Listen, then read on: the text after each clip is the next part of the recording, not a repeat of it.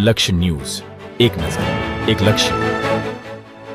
સ્વસ્થ ગુજરાતના નિર્માણ અને લોકોમાં સ્વાસ્થ્ય પ્રત્યે જાગૃતિ લાવવાના હેતુથી ધાંગધ્રા ખાતે ડાયાબિટીસ અને ઓસ્ટિયોપોરોસિસ હાડકાના કેલ્શિયમની તપાસ માટેનો એક વિશેષ કેમ્પ યોજવામાં આવ્યો હતો.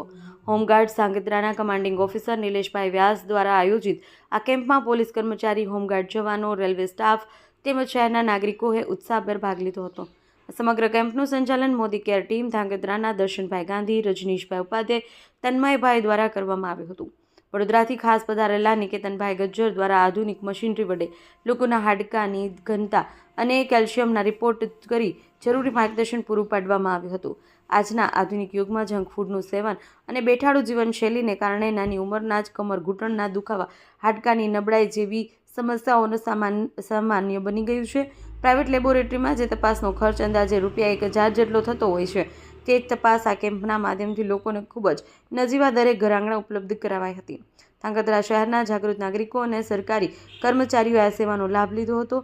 મોદી કેર ટીમ ધાંગધ્રાના દર્શનભાઈ ગાંધીના આ ઉમદા કાર્યને સ્થાનિકોએ બિરદાવ્યું હતું. દેવમ ત્રિવેદી, સુરેન્દ્રનગર.